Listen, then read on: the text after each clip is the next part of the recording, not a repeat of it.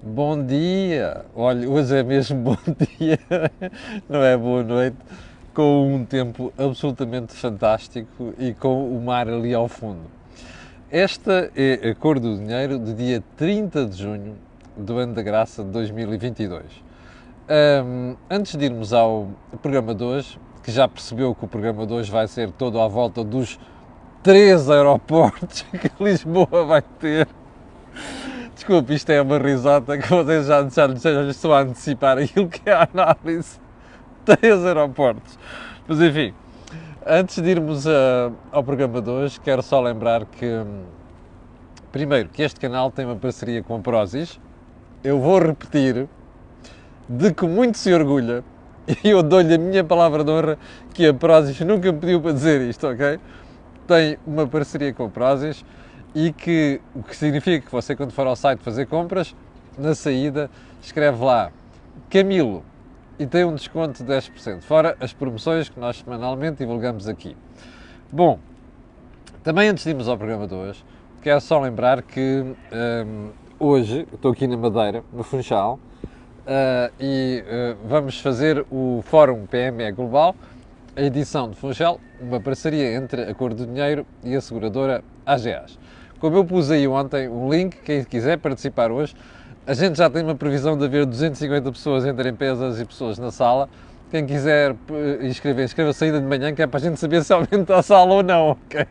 Que já percebemos que isto vai ser um sucesso. Também quero agradecer às muitas pessoas aqui no Funchal que ontem vieram ter comigo para manifestar o seu apreço pelo trabalho que nós fazemos aqui no canal A Cor do Dinheiro.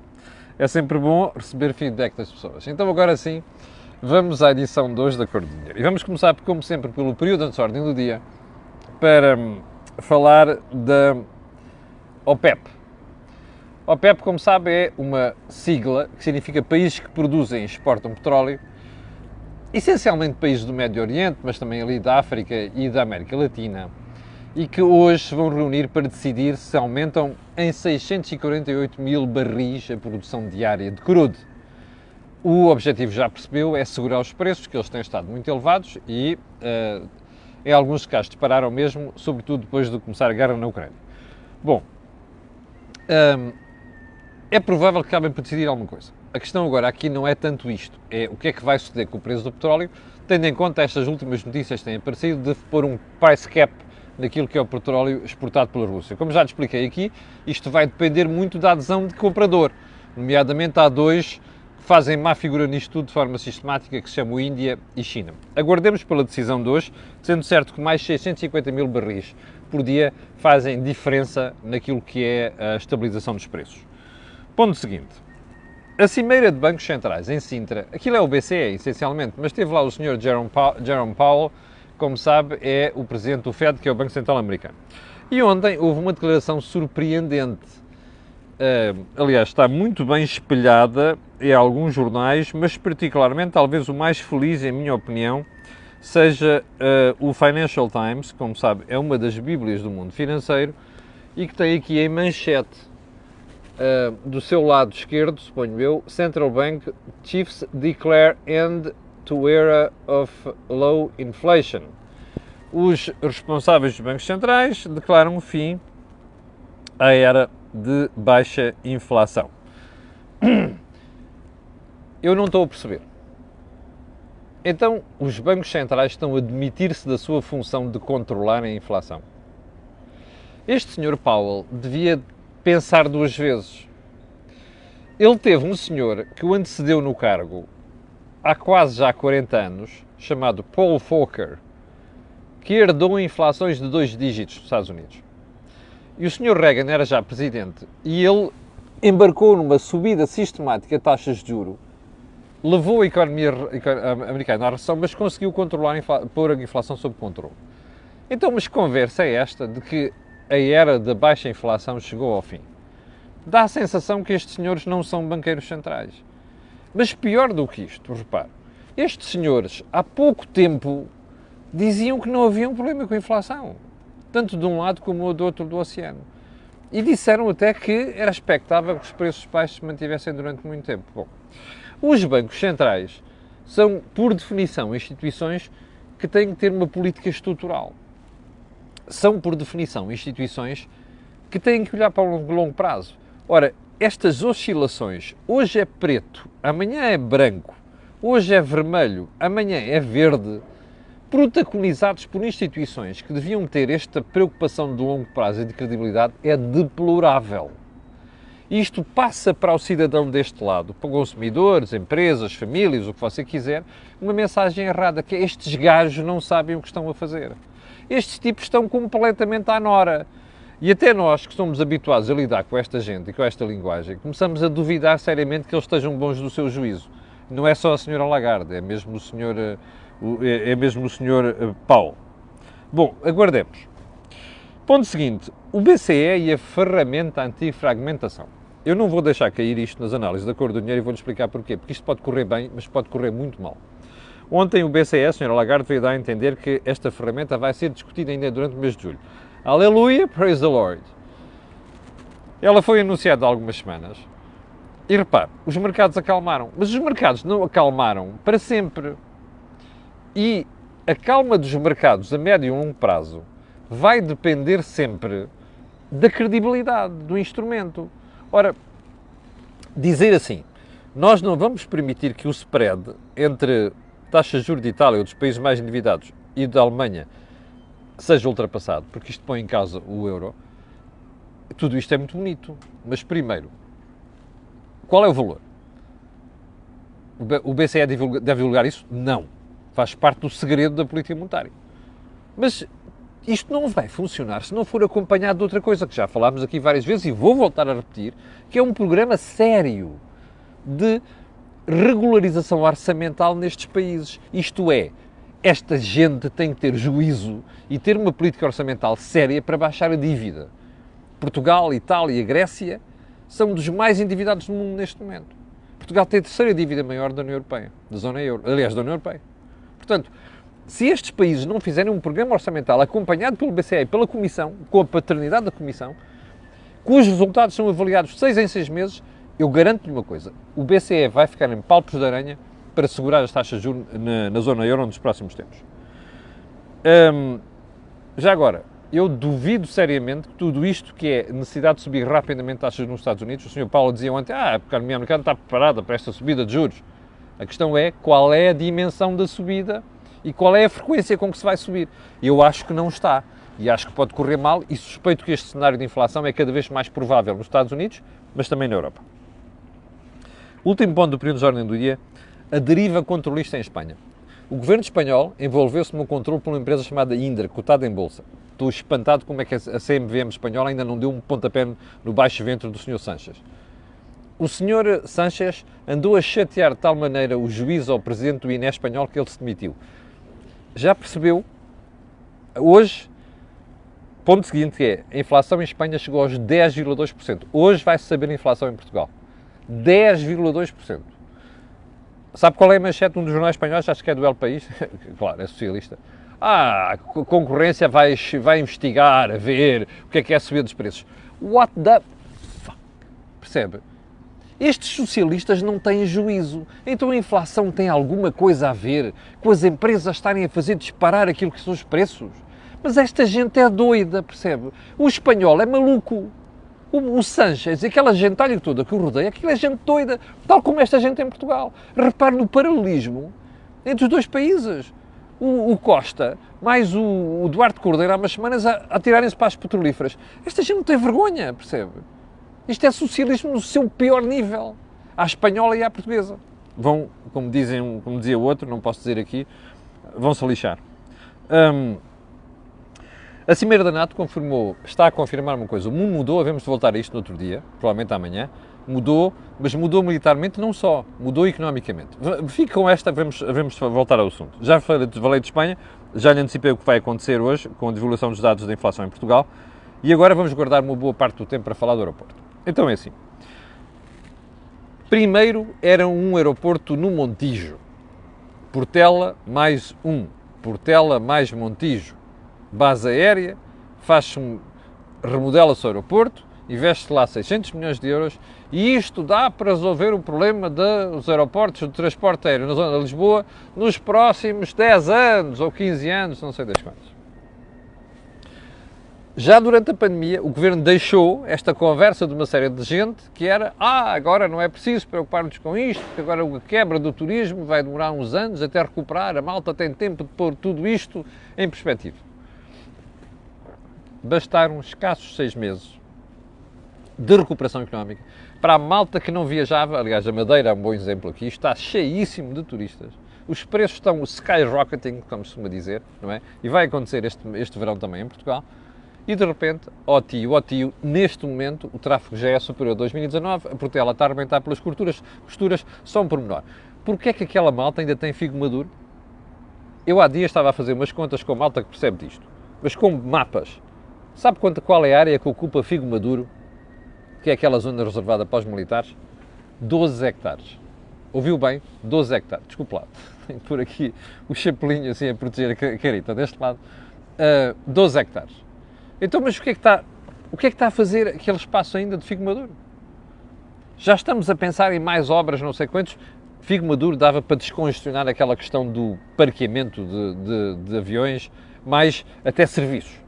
Continua por resolver. Mas pronto, na Portela vão-se investir 300 milhões de euros. O Governo ontem vem com Pedro Nuno Santos dizer assim, não, afinal, Montijo vai ser uma pista. E vai ser agora a acompanhar já a transição para um outro salto. E o outro salto é o aeroporto maior, modular, escalável, chamado Alcochete.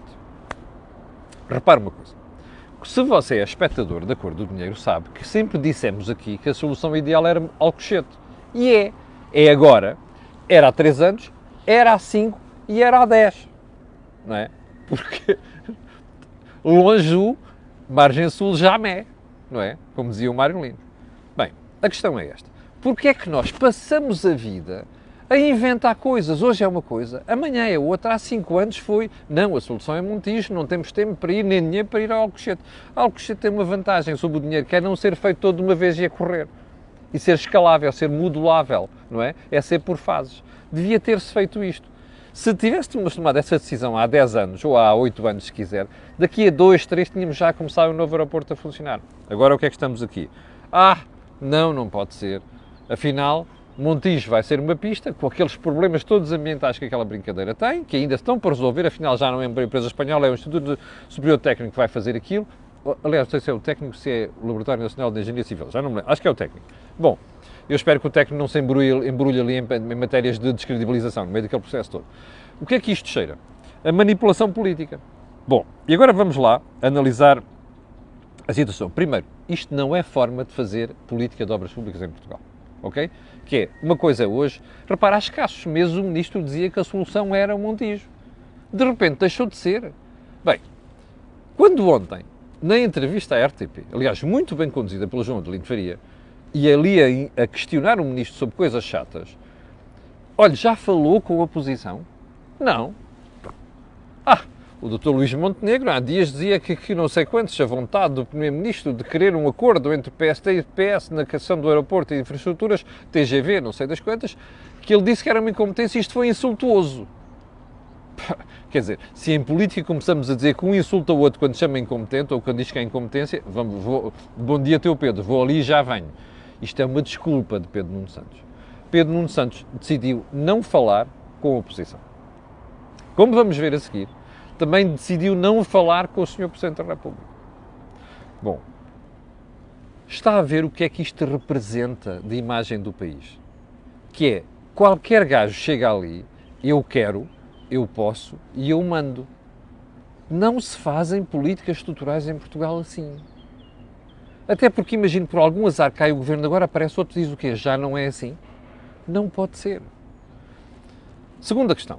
Como o Ministro há poucas semanas ainda defendia ardentemente o Montijo e apenas o Montijo, o Alcochete estava atirado para as calendas gregas, a pergunta que a gente tem que fazer é: então, mas o que é que mudou assim tão de repente?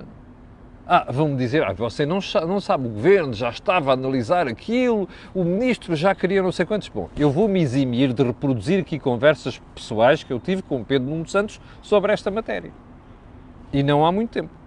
Portanto, eu sei o que se passa. Isto não estava no horizonte há pouco tempo.